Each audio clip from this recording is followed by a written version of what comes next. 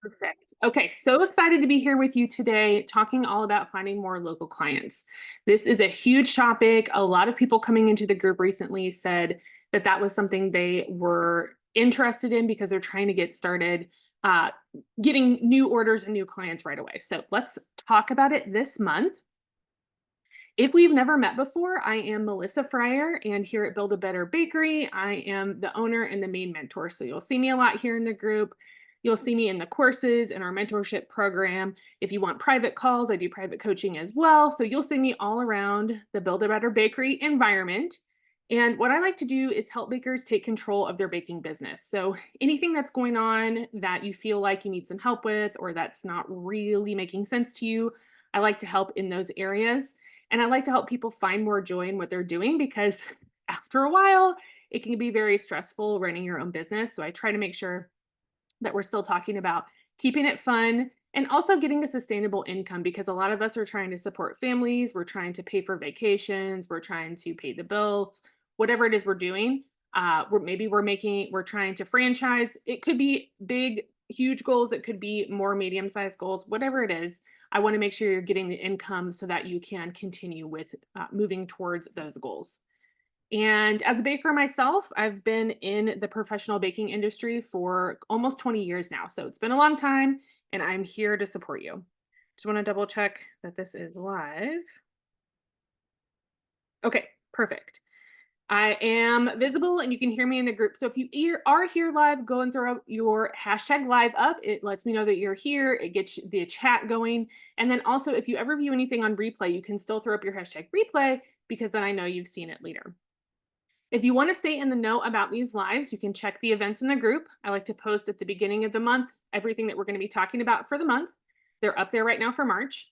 You can also send Melissa Fryer, that's me, a friend request on Facebook. I will accept it, and then you'll get automatic invites to the events when I make them. That is the only way I can do it now because the group is too big. So if you want to do that, I'll accept your invitation or your friend request, and I'll be able to send those out to you automatically. You can also hang out on our free email list. It's a great place to be to get direct replay links of these, but also other resources, new events that are coming up, anything that you want to keep in the know about. The email list is great for that. And lastly, you can also subscribe to our YouTube channel, another free resource where I like to put a lot of the videos. So it's like a replay on demand kind of thing, and you can binge, you can, keyword search, however you like to watch videos. That's a good place to be too. I go live every Thursday if I'm home, which is most Thursdays at 9 a.m. Mountain Time, right here in this discussion area of the group. I make the event so you know what we're talking about and you can mark yourself as going to get an automatic reminder. But the live actually happens in the main group area so everyone can see it and I can pin it to the featured section. Okay, perfect. So let's hop right in with the topic for today, which is finding more local clients. And I believe the best place is to start close to home. So the first topic is going to be about close to home. My favorite part about finding clients close to me is I feel like it does multiple things. So it brings down some barriers to buying because you're so close to them physically. A lot of people are okay hopping in the car or just walking over to get their items. So just it makes it easier for people to say yes. And there's no highways, there's no, crazy traffic, things like that to usually deal with when people are in your neighborhood. And I think also that people want to feel I guess not everyone, but maybe I would say most people want to feel included. They want to feel accepted in their neighborhoods. And I really think having people close to you just stop by to grab something saying, hey, I'm your neighbor, or hey, I live right over there. I think it amps up that joy and that community aspect that a lot of us like about our businesses. And also other people enjoy that as well. A neighborhood baker, I think, has a different ring to it than this, person who maybe lives, in the next town over, something like that. So today, what I'd like to do with our time is to lay out some ideas for you to get started. Because what I want for you is to feel more comfortable with the idea of starting close to home, which again, I think often gives the best results quickly. So that's why we're starting here. And there's going to be some ideas in here, even if you're shy or new, you can still do it. Okay, so number one, throwing up that biz sign. Granted, if you have a business sign and you're putting it up and that's all you're doing, you may or may not gain clients. I'm not exactly sure how much of a pull that's going to have if that's all they're seeing from you is just a sign somewhere. And if it's on your home, I mean, if they already kind of know you, they might say something. There are people who will walk up and, ask or knock on the door and ask what you have, that kind of thing. So it is a possibility, but granted, this is where you can start. I think this is probably one of the first things you can do. And even if, it's still going to take more than that to start getting orders, it'll get people talking. Especially if you live in an area like an apartment building or a multi-house unit or kind of a busy street, a lot of people are probably going to walk by or drive by and see your business sign every day. So it's kind of like brand recognition. They're going to start remembering it. You want to maybe add your contact information or have like a QR code for your social or your website. Maybe even cards sitting out, depending on what your situation's like. So they can take note of your information, and then can contact you in a different way rather than maybe knocking on the door. Now, one thing I want to mention here though is you may want to make sure that it's clear what you do. So let's say your business name is Sugar. Okay, that's your business name, Sugar. That's really not enough to accurately tell a passerby what it is that you do. They might think it's something else, right? They might have no idea why the sign says sugar or what's going on with it. So just make it clear. Add a little image that makes sense or some kind of tagline about baking or bake sale or something like that. So people don't have to think very hard about what's going on and they can just log it as, oh, that's a local baker. All right. So keep it more simple in that way. Number 2, you can head around with some samples. So I know this might be hard for some of us, especially if you maybe have like small children or a day job, or you're just like super, super shy. You don't want to bother people. Totally get it. It might not be the most attractive place to start. So that's why I suggested the business sign. But I will say it will get you more traction quickly. So if your goal really is to get clients quickly, this is a good way to do it. And I know that it's kind of asking a lot, asking you to walk around with samples and all of that. But I have been told by many people that I have done this with that they love knowing that services are close to them. They again, it's that community feel. They appreciate it. And a lot of times when you're posting on social, people don't realize how close you are, especially if you're not really putting your address out there. So they may have already seen your business, but they don't realize, oh my gosh, she only lives 3 doors down or something like that. So knowing that you're close to them is special, and also just being included in the fun of the invitation to know you or to know your business. Like that's an invitation for them to get involved. So is everyone on the same page with this as far as people, clients or bakers? No. I mean, there's going to be a range of people who want to do this or who won't do this. And the worst thing that's really, I think, going to happen to you likely is that someone will just say no, thank you. Some people don't want to be talked to at their homes. They don't want any of that. That's just how, since COVID, I think it's gotten worse. And that's just how some people feel. So know that there is a possibility someone will say no, thank you. That's fine. And some people maybe don't eat what you make or are on a diet or whatever. So there could be other reasons. But yes, the response of no could be a possibility. So if you want to hand out samples, but you don't necessarily want to go through actually meeting everybody for whatever reason that is, maybe you're painfully shy or you don't want to, maybe you're whatever, you just don't want to be going around talking to each person. You could consider creating a sealed sample bag. So something that's not going to get dust in it or anything like that. And have your information and maybe like a hanger that you can put it on their door that they can grab, or on their porch or someplace where they would see it when they walked out their front door. I'm going to warn you that I use my front door, absolutely, but some people don't. Some people use their garages, etc. So just know that when you're leaving samples on doors, it's possible they won't actually see it for a long time. So maybe write the date on it or something like that, just so they know how long it's been out there.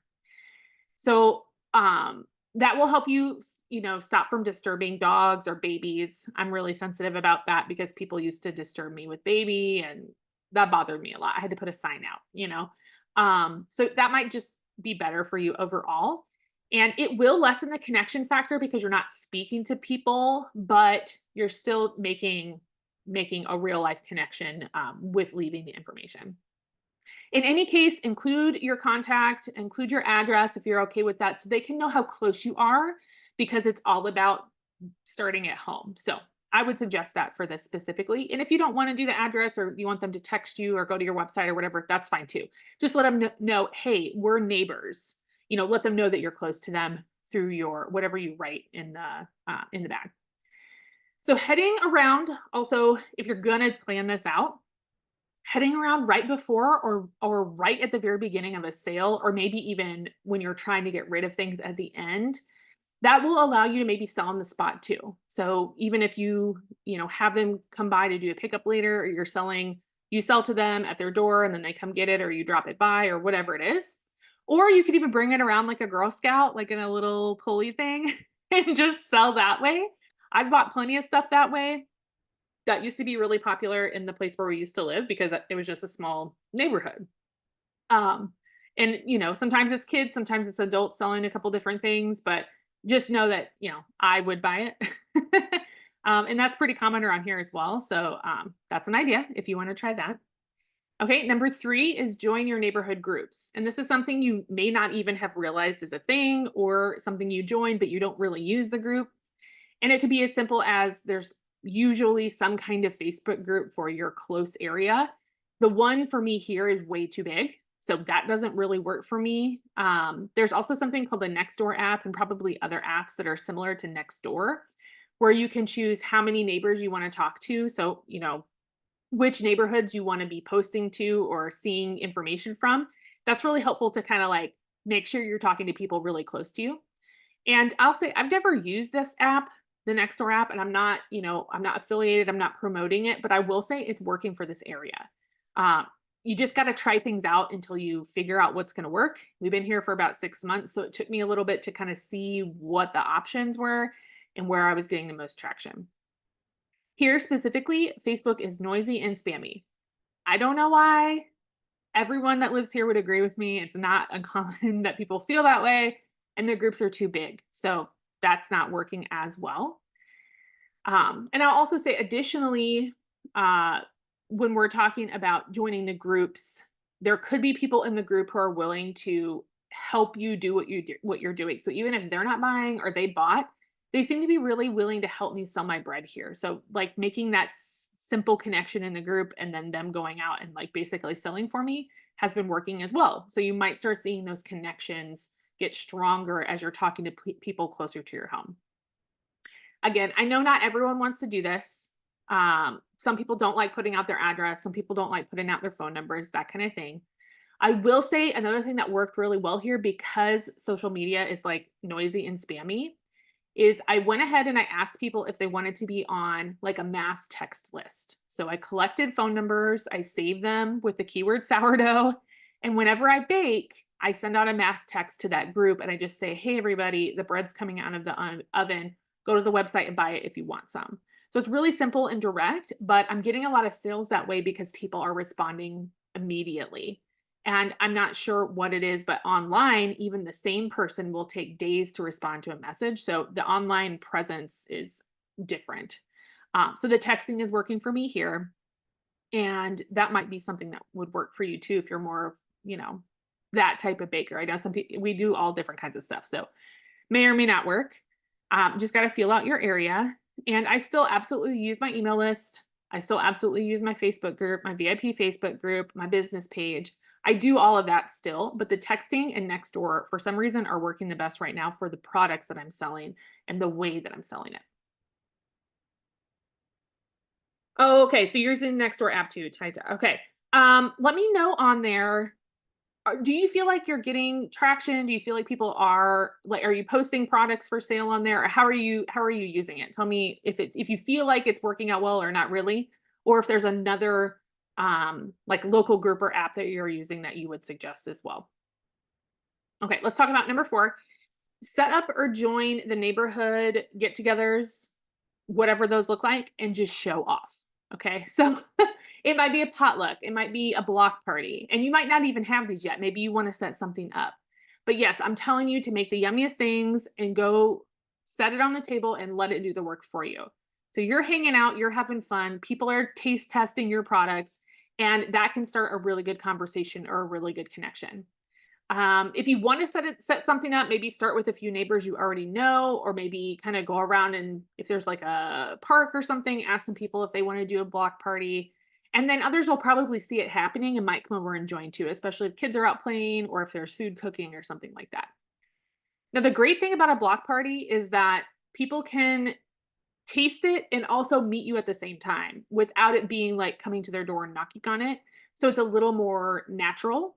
And you might want to lay some cards out, or maybe not. Maybe you can package in your branded packaging, or you can just let people ask around, hey, who made the cake? Is so good. Hey, who made the cake? Is so good. And then, in a more organic fashion, you can talk about what you do. That's an awesome way to just get in there and be real and let people taste what you do and also make actual friendships with people around you. Okay, so to recap, when it comes to finding local clients, we have to remember the know, like, trust factor that applies online, but it's also in person. It's really all of the same type of thing, even though we're approaching it differently. That's where your physical closeness to a client may help them trust you faster to buy or share your info or buy. Yeah. Okay. Sorry. I was reading my notes. I got confused. That's where your physical closeness to a client. So living close to them in their neighborhood may help them trust you faster so that they can buy or share your information quickly because really we're still like tribal group minded in our brains. So people that are closer to us, we might automatically feel a little closer to them or trust them quickly. People inherently want to know and like their neighbors, I think, for the most part, unless you've got something going on or, you're having a really hard time. Sometimes, yes, you don't want to know your neighbors, you don't want to have anything to do with it. But I think a lot of people want to at least feel comfortable for their own safety in case if they need something or if something happens, and also a feeling of belonging. So inviting them to enjoy your services is just an extension of care. It's an extension of, hey, I'm here. I can help you if you need something. Let me know. And I really think that it's the best place to start looking for clients locally rather than trying to, span the entire area. Start right in your own neighborhood and see if you can get some more people added to your warm audience who already know and buy from you. And they can maybe help spread the word too. So make it work for you with signs. If you have a business sign, or maybe handing out some samples, or joining any kind of groups that make sense, or showing off at local events or potlucks or block parties or wherever it is that you can go and take some product for people to try and talk you up about it. Okay. You posted for the first time and people liked, but so far nobody requested a service. I also use Facebook and Instagram, but not that much traction. Thanks for the tip to send messages through text. Yeah. So the messages, honestly, it takes a little bit more time. It's this other thing that you have to do, but I feel like just for clarity, right now I'm selling sourdough and I'm selling usually like I made some macarons this week and I made some pretzels this week. So it's a little bit of everything, but the sourdough specifically, it really needs to be enjoyed within 2 to 3 days after baking before it's frozen. So I really have that amount of time to sell something quickly that's fresh and in the state in which people tend to want to buy it, first, right? Unfrozen, that kind of thing. So yeah, I definitely think that the texting for some reason it's just quicker, people see it, they respond right away. You can take the order over text too, that's gonna take you more time to try to collect the money. So what I did is I set up the website so that I could so that I could just send them there, and then I don't have to wait. Because what happens is you text and you're like, "Hey, if you want anything, let me know," and then they don't respond for, like, 6 hours, and then they're like, "Oh, I'll take this thing," but it's already been sold. So I set the website up. So it's basically first come, first serve, it's basically like check the website for what's still available. And I feel like people go there quickly because they can see the inventory right away and they feel like they're kind of in a race, right? Of like um getting the bread.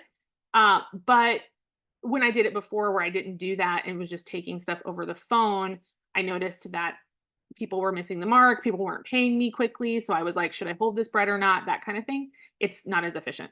Anyway, but people are responding, so that's good. How about events around my area? Um, yeah, going to it, you mean, like vendor events and things like that? Yeah, absolutely. I'm not sure exactly what you mean. You can clarify your question if you want to. Okay. Um, all right, so what's nice is you can enjoy this simplicity of gaining a bunch of local clients that are gonna keep you busy close to home. So you're not worried so much about delivering far away.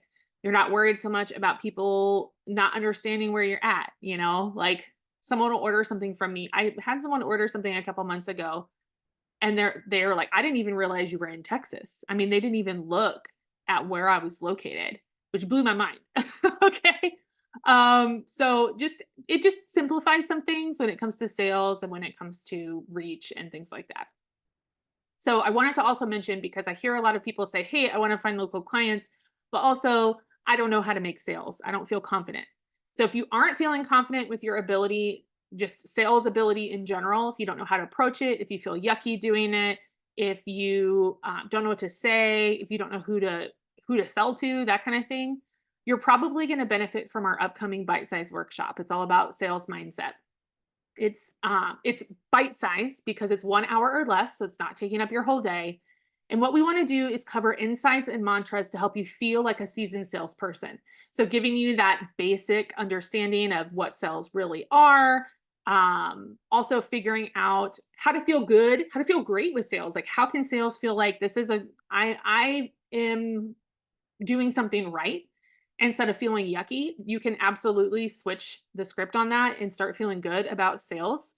And the best ways to connect with people and land sales that make your clients happy. So, how can you present something? How can you make a sale where everyone feels great and they're excited for you to sell to them again? Like what that's a whole thing. That's a real thing. I can help you figure out how to make it work for you because everyone's going to be a little different, a little unique.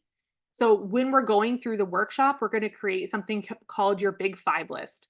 That's where you're going to be able to, with guidance, create a unique list of kind of like inspirational goal setting where you can figure out how am I going to get to where I want to be in the way that makes sense to me and is best for you. There's also going to be a sweet buyer psychology cheat sheet, which is really interesting to read. It's going to help you with sales all around because you're going to start understanding what's more effective in a way that's not weird or scammy, but it's just more effective overall because of the way that what buyers are thinking and how buyers are looking to buy something. There's going to be an extra mentorship session included as well, and also some course discounts to get you more mentorship and support as you develop the sales strategy that makes you feel great about what you do for your community because sales can absolutely be fun. And this workshop is valued right now. I might add something extra to it. Right now it's valued at over $100, but it's listed for only 20. And I guarantee you'll love it. So if you want to get in and take advantage of that, I promise you're going to feel better about sales once we're done. You can head over to the website to grab a spot on the Mindset Workshop in March at this link, which I'm going to share for you here on the website. And you'll see I think the top banner is for the workshops as well. So you can also click on that. Or what you can do is you can grab the replay from January and February, those other two mindset workshops, and then also get the March live and replay everything's discounted, right? Because you're getting the replays and not the lives for the first two. So absolutely do that if you'd like, because I'd love to see you there. Okay, let me double check here. Okay, hopefully that's all spelled right. I did not check. Okay, so that's all for today's start at home topic. I want you guys to start finding more local clients. Taiti says, I mean, when there's a festival or baker's challenge or anything that I can bake to sell. Yeah, absolutely. I think that that's not the topic for today because that's more of like vendor event, larger event. But I agree that I think that that's a good place to be always. Well, not always.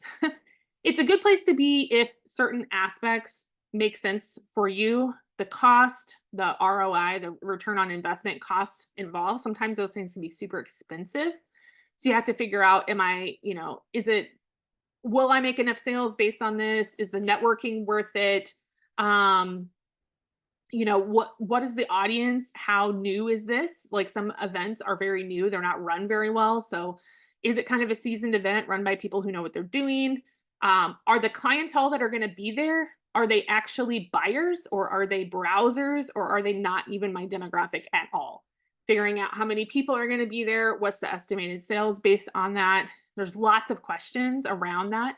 I think getting involved in your community in any way that makes sense for you via those different categories is absolutely yes. It can be hard if, any event is kind of hard. There's a lot to it, there's a lot of prep involved. So just make sure that you're thinking about it. Like, the reason I'm bringing this up and saying all this is because one time I agreed to be a vendor at a pageant, like a children's pageant, and it was terrible. I didn't sell anything. I hated being in that room. The vibe was bad. The music was terrible. Like the whole thing was terrible. And I don't want that to happen to you. So just double check some things. Just make sure it seems like a good opportunity. And then, yes, I agree that it's a good place to be. Okay, perfect. All right, good. Cool. So I'm not seeing any other questions. I'm gonna hop off for today. That is the staying close to home topic. That's where I would start for finding more local clients. I'm gonna be in here almost every Thursday this month at 9 a.m. right here in the main discussion area. You can check the events to figure out what we're gonna be talking about. Mark yourself as going to get a notification from Facebook. It usually comes in about an hour beforehand. So I think it's a little early, but it reminds you about an hour before. And let me know if you have any other questions about this topic on the video. You can absolutely let me know. Maybe if you want to just start making a group list. A one, if you are already advertising in your neighborhood, or a two, if you're not advertising in your neighborhood at all. And if you're a one, you can let us know what you're doing to advertise. Just like we saw that next it looks like we're both doing next door right now, and you can let us know if anything else is that is working for you, so we can all just learn from each other, figure out what's working best in different areas of the world. Okay, all right, you're welcome. All right, I hope you all have the best day, and I will see you next week. Stay safe out there. Bye.